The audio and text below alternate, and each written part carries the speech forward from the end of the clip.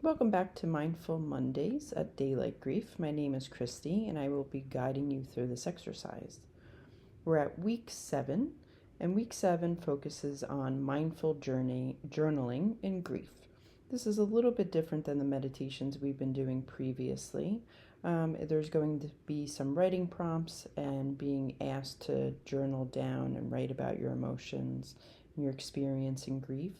You can always pause it at any time, go back to the prompts, whatever it is that you need to do in order for you to gain and benefit. You don't have to sit down and do everything all at once. So let's get started with a practice that helps bring awareness to your emotions, process grief, and create space for reflection.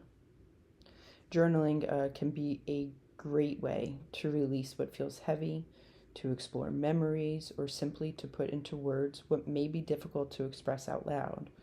There's no right or wrong way to do this.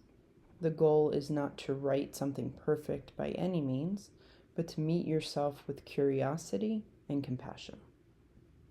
And before we begin, gather a journal or a piece of paper or something to write with. If writing doesn't feel right for you today, you can also reflect silently or record your thoughts in a voice memo. And if you need to pause and get whatever it is that you need for this exercise, you can go ahead and do that now. And take a moment to settle in. Find a quiet space where you won't be interrupted. Sit comfortably, letting your shoulders relax. Take a deep breath in and slowly exhale. Before we start writing, take a moment to check in with yourself. How are you feeling right now? What emotions or sensations are present in your body? There's no need to change anything, just notice. Now, set a gentle intention for this practice. It might be to allow whatever emotions arise to exist without judgment, to express my grief in a way that feels right to me, to connect with my loved one through words. Whatever that intention is for yourself, hold it in your heart as we move into writing. I'll now guide you through a journaling exercise. I'll offer a prompt, then give you time to write. If you need more time, you can pause the recording at any point. Prompt 1. This is about observing the present moment. And let's begin by writing about what's present for you right now. What emotions are you feeling? What thoughts are moving through your mind? How does grief feel in your body today? There's no need to analyze or explain, simply write what comes up. And take a moment now to reflect on this and begin writing.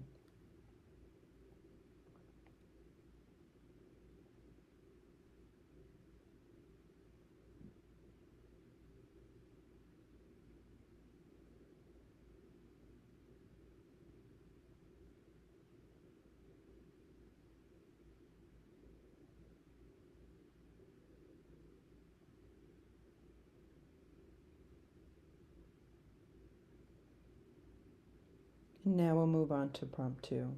Remember, if you want to continue writing, all you need to do is simply pause the recording and come back to it when you're ready. So prompt 2 is writing to your grief. Now imagine that grief is a presence, something you can speak to.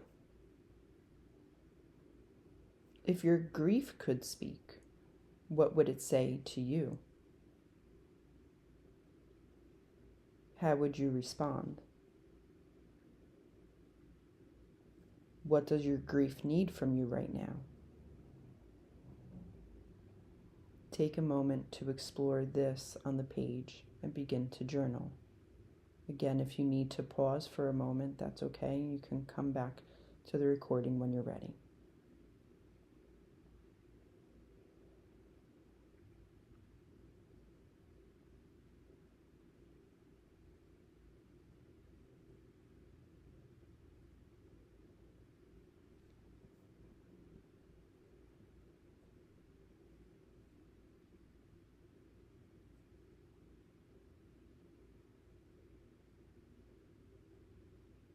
And let's move on to prompt 3, remembering and honoring. Now, think of a memory of your loved one. It could be a joyful moment, a quiet moment, or even a difficult one. Once you have that memory in your mind, what details stand out? What does this memory teach you about love, loss, or resilience? Let yourself write freely.